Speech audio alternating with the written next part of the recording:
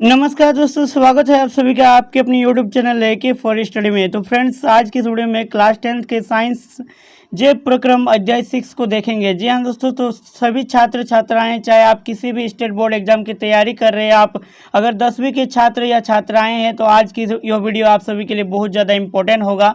तो इस वीडियो में अंत तक बने रहिएगा और इस वीडियो को लास्ट तक जरूर देखिएगा और साथ में दोस्तों इस वीडियो को एक लाइक कीजिएगा और अपने सभी फ्रेंड के साथ वीडियो को जरूर शेयर कीजिएगा। और हमारे आगे आने वाले वीडियो का नोटिफिकेशन पाने के लिए चैनल को सब्सक्राइब करके नोटिफिकेशन बेल को ऑल पर प्रेस कर लीजिएगा। तो चलिए दोस्तों, आज की इस वीडियो को शुरू करते हैं।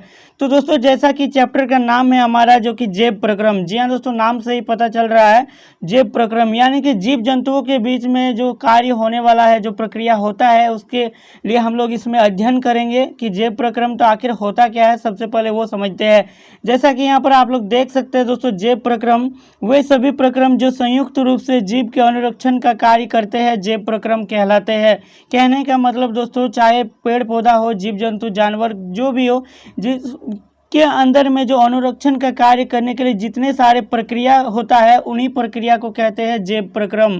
यानी कि जीवित रहने के लिए जो इम्पोर्टेंट जो कार्य होता है दोस्तों, वही क्या होते हैं, जैव प्रक्रम होते हैं। तो चलिए अब जैव प्रक्रम, आखिर जैव प्रक्रम में क्या क्या स्टेप होता है वो समझते हैं। जैसा कि यहाँ पर आप लोग देख सकते हैं दोस्तों, एक बात बता दूं कि इस वीडियो में हम लोग इसके कॉन्सेप्ट को समझेंगे, सारे के सारे A to Z इन्फॉर्मेशन लेंगे। उसके बाद नेक्स्ट वीडियो में इसका आप लोग को सॉल्यूशन प्रोवाइड होगा, क्वेश्चन का सारा ऑब्जेक्टिव सब्जेक्टिव दोनों प्रोवाइड कर दूंगा। तो आप किसी भी स्टेट बोर्ड एग्जाम की तैयारी कर रहे हैं, तो आपकी तैयारी के लिए चार चांद लगाने के लिए इस वीडियो को अंत तक जरूर देखिएगा। और वीडियो में कहीं पर कुछ भी डाउट रहेगा तो आप लोग कमेंट जरूर कर सकते हैं। और हमारा टेलीग्राम चैनल तो जरूर ज्वाइन कीजिएगा, वहाँ पर ये नोट्स, ये PDF आप सभी को मिल जाएगा। तो यहाँ पर आप लोग देख सकते हैं दोस्तों, जैव प्रक्रम जो होता है, जैव प्रक्रम के अंतर्गत ये स्टेप जो कि इम्पोर्टेंट होता है। सबसे पहले पोषण होता है, उसके बाद दोस्तों श्वसन, फिर वहन, फिर उत्सर्जन। तो आखिर पोषण, श्वसन, वहन और उत्सर्जन किस प्रकार से होता है और किनको कहते हैं पोषण, किनको कहते हैं श्वसन और किनको कहेंगे हम लोग वहन और उत्सर्जन। तो आइए जानते हैं एक एक पूरे इंपॉर्टेंट यहाँ पर है, जो कि आपके एग्जाम के पॉइंट रिव्यू से आपके एग्जाम में ये ऑब्जेक्टिव भी पूछे जा सकते हैं। और ऑब्जेक्टिव वाले जितने भी बोर्ड एग्जाम, जो कि स्टेट बोर्ड एग्जाम में ऑब्जेक्टिव क्वेश्चन टर्म 1 में, ये तो काफ़ी ज़्यादा इंपॉर्टेंट रहेगा। इनके इस कॉन्सेप्ट को समझिएगा तो आपको रटना नहीं पड़ेगा और आपको एक भी आपसे ऑब्जेक्टिव क्वेश्चन नहीं छूटेगा, सारा आप सोल्व कर पाइएगा, इतना गारंटी है। इसलिए वीडियो को जरूर अंत तक देखिएगा। अगर कुछ डाउट रहेगा, कुछ दिक्कत रहेगा, वीडियो को समझ में नहीं आएगा, तो कमेंट करके जरूर बताइएगा, ताकि मैं उन चीज़ों को सुधार करूँगा नेक्स्ट वीडियो में। तो यहाँ पर आप लोग देख सकते हैं दोस्तों पोषण। तो चलिए पहले जानते हैं कि पोषण क्या होता है। पोषण यानी कि न्यूट्रिशन होता है दोस्तों, कि भोजन ग्रहण करना। जैसे कुछ हम लोग खाना खाते हैं, भोजन ग्रहण करते हैं, भोजन को कलेक्ट करते, पहले भोजन ग्रहण करना, पचे भोजन का अवशोषण। तो जो खाना खाते हैं दोस्तों, वो भोजन क्या होता है, हमारा पचता है, अवशोषण होता है। एवं शरीर, हमारा जो शरीर है दोस्तों, बॉडी है, बॉडी के द्वारा क्या होता है, अनुरक्षण होता है।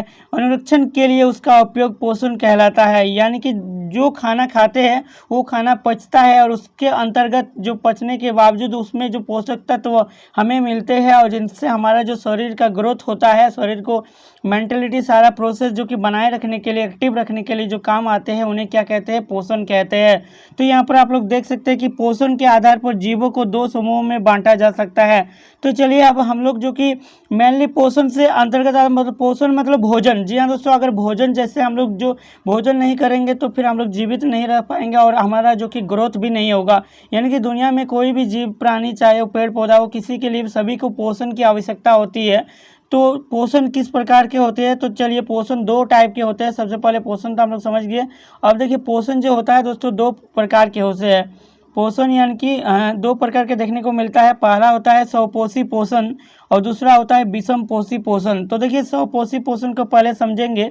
वीडियो थोड़ा सा लेंथी हो सकता है, बट इस वीडियो में डिटेल आप लोगों को बताएंगे, इसलिए वीडियो को बिल्कुल अंत तक जरूर देखिएगा।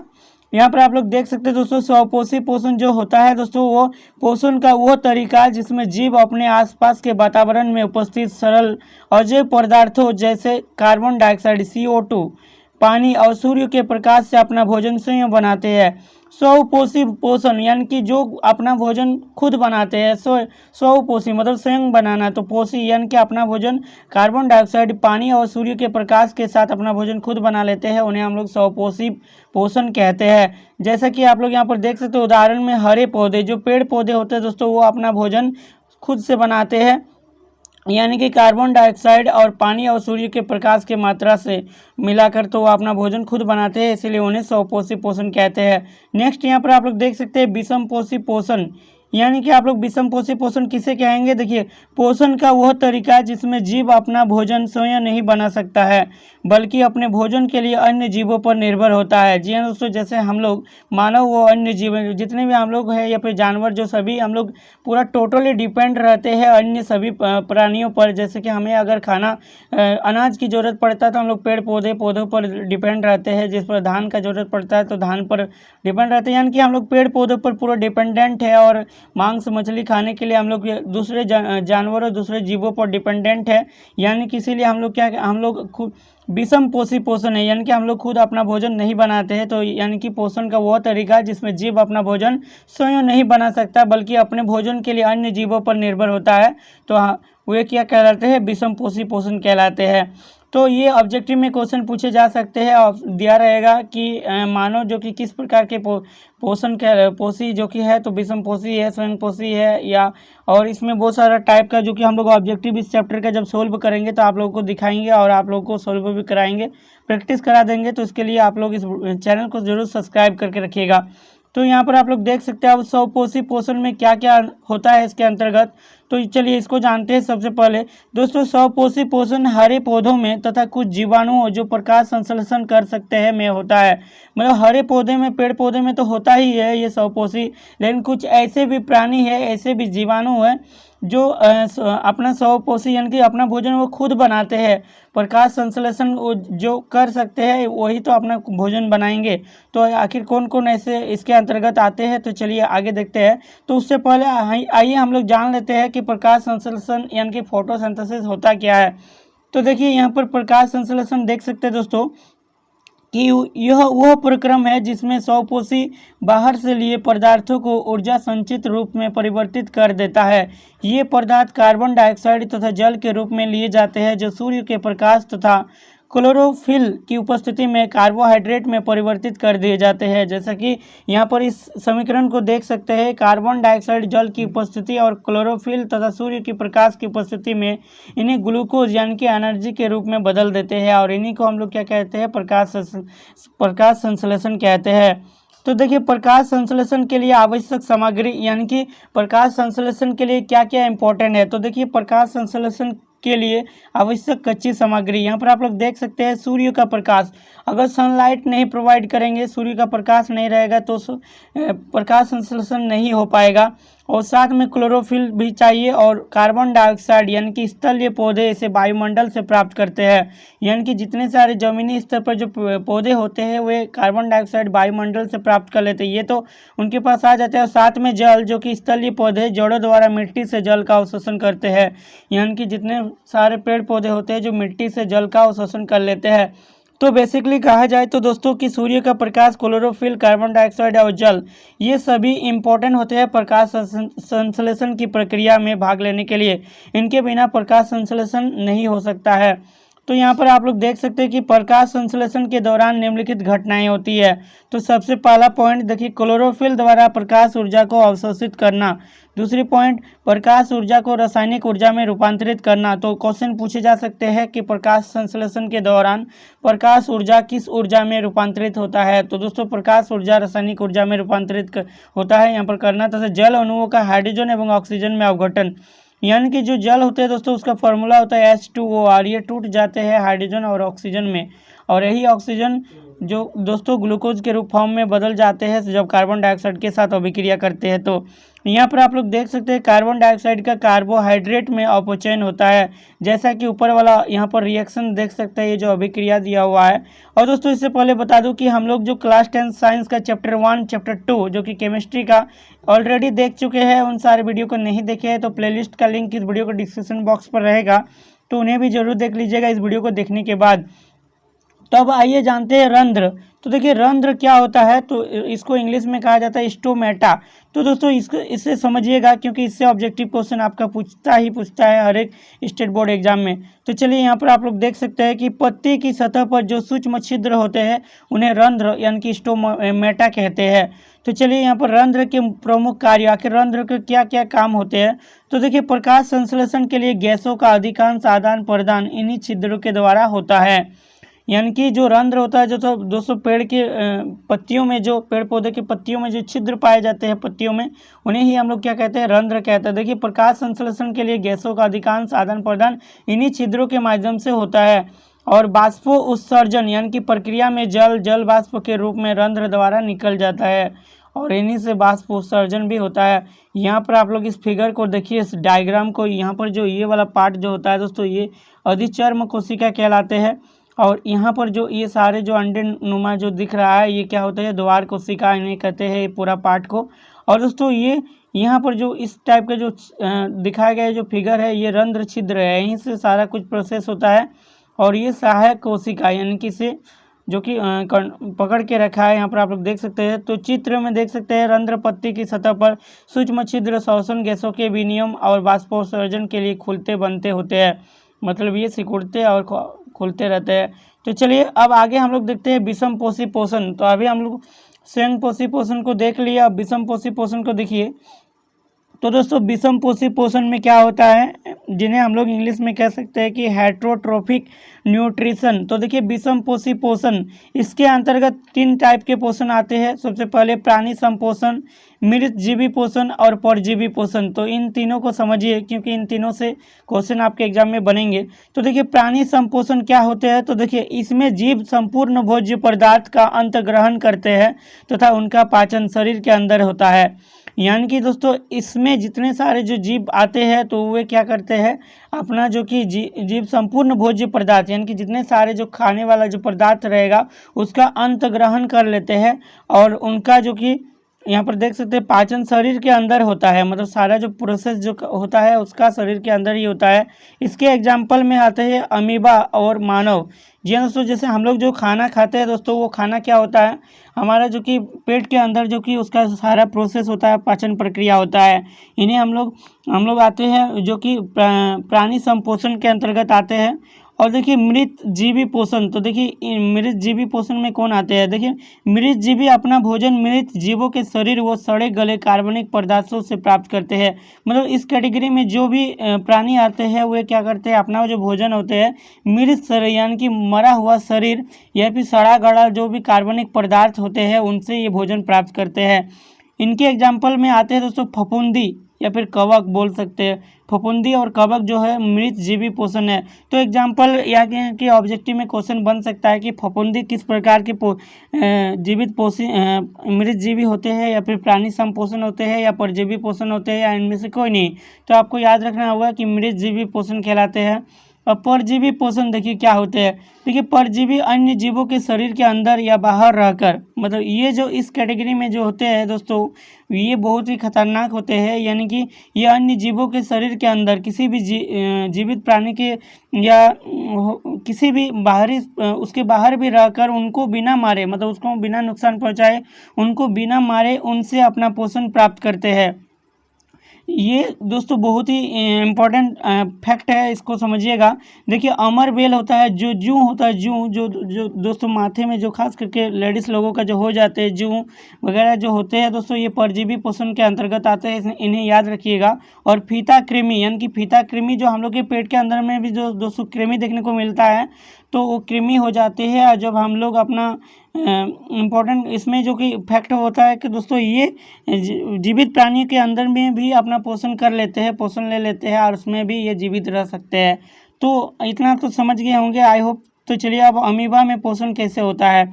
सबसे पहले अमीबा को देखिए दोस्तों, अमीबा में होता क्या है। तो यहाँ पर देख सकते हैं अमीबा में पोषण पहला नंबर। तो देखिए ये अमीबा है दोस्तों, अमीबा का ये जो काला वाला यहाँ पर पॉइंट में है, तो दोस्तों इसको केंद्रक कहते हैं। और यहाँ पर जो इसके साइड वाला भाग है ये खाद्य कण है। तो देखिए अमीबा में जो पोषण होता है, तो अमीबा क्या करता है, भोजन को अपने पादप की सहायता से घेर लेता है। कोई भी जो भोजन उसके अंतर्गत उसको जिससे उससे खाना है, तो वो पहले अपना पादप, यहाँ पर देख सकते हैं इस टाइप का, जो इसे पादप कहते हैं, पादप या फिर कोटपाद भी कभी कभी ऑप्शन में देखने को मिलेगा। तो क्वेश्चन पूछा जा सकता है कि अमीबा अपना भोजन जो कि अपना पोषण किस प्रकार से करते हैं, तो पादप या कुटपाद की मदद से उसे पकड़ते हैं सबसे पहले। उसके बाद खाद्य रिक्तिका, यानी कि खाद्य रिक्तिका, यहाँ पर आप लोग देख सकते हैं इस वाले पार्ट को, जो कि खाद्य रिक्तिका या फिर खाद्य कण कहते हैं, तो यहाँ भेजते हैं। उसके बाद खाद्य रिक्तिका में जटिल पदार्थ का विघटन सरल पदार्थों में किया जाता है, यानी कि कोई जटिल पदार्थ रहता है उन्हें सरल पदार्थों में विघटित कर दिया जाता है। उसके बाद बचा हुआ अपच कोशिका की सतह की ओर गति करता है, और इस प्रकार से ये पदार्थ शरीर से बाहर निष्कासित कर दिया जाता है, और जितने सारे जो अपशिष्ट पदार्थ रहते हैं उन्हें शरीर से बाहर निकाल दिया जाता है। और देखिए यहाँ पर देख सकते हैं दोस्तों, अब पैरामीशियम में पोषण क्या होता है। पैरामीशियम में पोषण जो होता है दोस्तों, पैरामीशियम एक प्रकार का जो कि प्राणी है जिसमें पक्षाभ के द्वारा होते हैं, जो कि कोशिका की पूरी सतह को ढके होते हैं, पक्षाभ जिन्हें कहते हैं। और देखिए भोजन एक विशिष्ट स्थान से ही ग्रहण किया जाता है इसमें। तो चलिए अब नेक्स्ट हम लोग देखते हैं आगे। अब देखिए मनुष्यों में पोषण जो सबसे इम्पोर्टेंट है दोस्तों, मनुष्य जीव जनन कैसे करते हैं इसके बाद हम लोग देखेंगे। और तो मनुष्यों में पोषण सबसे पहले जान लेते हैं कि आखिर मनुष्यों में पोषण कैसे होता है। तो देखिए दोस्तों, मनुष्यों में जो पोषण होता है वो इन सारे स्टेप को पार करके ही होता है। तो सबसे पहले अंतग्रहण होता है, फिर पाचन होता है, अवशोषण होता है, स्वांगीकरण होता है, फिर बहिक्षेपण होता है। तो देखिए आहार नाल मूल रूप से मुंह से गुदा तक विस्तृत एक लंबी नली है। जी हाँ दोस्तों, आप लोग यहाँ पर देख सकते हैं, पहले मुंह के अंदर में हम लोग जैसे खाना को लेते हैं, भोजन का अंतग्रहण उसी को कहते हैं। जैसे खाना मुंह में डालते हैं, और दांत हमारा क्या करता है, भोजन को चबाना, यानी कि दांतों की मदद से हम लोग भोजन को चबाते हैं। फिर दांत के जिह्वा का काम क्या होता है, हमारा जो जीभ का काम होता है भोजन को लार के साथ पूरी तरह मिलाना, क्योंकि लार नहीं बनेगा, लार नहीं मिलेगा तो भोजन पचेगा नहीं। और यहाँ पर जिह्वा से उसके बाद नेक्स्ट स्टेप लार ग्रंथि में जाता है। फिर लार ग्रंथि से निकलने वाले रस को लार रस या लार कहते हैं। स्टार्च लार, एमिलस एंजाइम और माल्टोस सकरा, ये सभी लार ग्रंथि यानी कि लार के जो कि उदाहरण है यहाँ पर देख सकते हैं। और भोजन ग्रासिका, उसके बाद भोजन ग्रासिका से होते हैं, यानी कि भोजन जो ग्रासिका नली होते हैं, मुँह से आमाशय तक भोजन ग्रासिका की क्रमाकुचन गति द्वारा ले जाया जाता है, यानी कि मुंह से आमाशय तक जहां भोजन हमारा पचते हैं द्वारा ले जाया जाता है। और ग्रासिका की मांसपेशियों का संकुचन और स्थिलन होता है। और यहाँ पर आप लोग देख सकते हैं हमारे जो कि मानव शरीर के अंदर जो भोजन में मानव में जो पोषण होता है वो कुछ इस प्रकार से यहाँ पर आप लोग देख सकते हैं। ये हमारा मुँह यानी कि मुख गुहा जिन्हें कहते हैं, और यहाँ से जिह्वा, और ये ग्रासिका इन्हीं को कहते हैं दोस्तों। इन्हीं की नली से जैसे हम लोग का खाना अंदर जाते हैं, मुंह में लेते हैं, यहाँ से चबाना जो चबा के प्रोसेस होता है लार ग्रंथि के साथ, जीभ के साथ, ये कंडक्ट होकर कहाँ आते हैं, हमारे आमाशय में। यहाँ पर सारे पार्ट्स यहाँ पर देख सकते हैं, ये आमाशय है। उसके बाद क्षुद्रांत, छोटी आंत, बृहदांत, यहाँ पर कोलन, ये सारे नाम को आप लोग याद कर लीजिएगा। मानव पाचन तंत्र में क्या क्या होते हैं जो कि इम्पोर्टेंट है। और दोस्तों आमाशय में क्या क्या होता है, तो यहाँ पर आप लोग समझ लीजिए। देखिए जठर ग्रंथियाँ, तो सबसे पहले आमाशय के अंतर्गत जो जठर ग्रंथियाँ होते हैं उसमें पेप्सिन आते हैं और हाइड्रोक्लोरिक अम्ल। तो जठर ग्रंथियाँ में बहुत बार पूछा जाता है कि कौन सा अम्ल का निर्माण होता है, तो हाइड्रोक्लोरिक अम्ल यानी कि HCl, इसे याद रखिएगा। और श्लेष्मा इसके अंतर्गत आते हैं। तो देखिए पाचक एंजाइम प्रोटीन का पाचक करता है। पाचक एंजाइम जो पचाने में काम करते हैं वो क्या करता है, प्रोटीन का पाचन करता है। और अम्लीय माध्यम तैयार करता है जो कि पेप्सिन की क्रिया में सहायक होता है। और आमाशय के आंतरिक स्तर की अम्ल से रक्षा करता है। चलिए यहाँ पर नेक्स्ट देख सकते हैं क्षुद्रांत। तो क्षुद्रांत का क्या कार्य होते हैं, आंत रस कार्बोहाइड्रेट को ग्लूकोज में चेंज करता है, देख सकते हैं। और वसा को वसा अम्ल या ग्लिसरॉल में चेंज कर देते हैं। और जो प्रोटीन होते हैं दोस्तों उन्हें अमीनो अम्ल में चेंज कर देते हैं। और यकृत तथा अग्नाशय से स्रावन प्राप्त करती है। और यकृत में क्या क्या स्टेप होता है, देखिए यकृत की में दोस्तों पित्त रस, पित्त लवण और वसा, पित्त लवण, वसा, बहुगलिका, अग्नाशय, ये सारे जो स्टेप हमारे शरीर के अंतर्गत होते हैं। जल का अवशोषण, तो यहाँ पर आप लोग देख सकते हैं दोस्तों। अब श्वसन को देखेंगे तो श्वसन क्या होता है, हमारे शरीर में श्वसन किस प्रकार से होते हैं।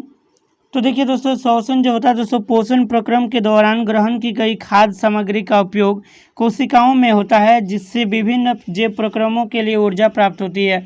ऊर्जा उत्पादन के लिए कोशिकाओं में भोजन के विखंडन को कोशिकीय श्वसन कहते हैं। जैसा कि यहाँ पर आप लोग देख सकते हैं, विभिन्न पथों द्वारा ग्लूकोज का विखंडन इस प्रकार से होता है। ग्लूकोज जो होता है दोस्तों हमारे C6H12O6, इसका फॉर्मूला याद रखिएगा, बहुत बार ये ऑब्जेक्टिव में पूछा जाता है। ग्लूकोज का जो फार्मूला होता है, ये कोशिका द्रव्य के अंतर्गत से आते हैं और ये पायरूट या ऊर्जा में कन्वर्ट हो जाते हैं। यहाँ पर आप लोग देख सकते हैं फिगर में, जब ग्लूकोज जो टूटता है ऑक्सीजन की अनुपस्थिति में, तो क्या होता है, इसमें अभिक्रिया करते हैं तो इथेनॉल, कार्बोहाइड्रेट और ऊर्जा जैसे ईस्ट किण्वन बनाते हैं।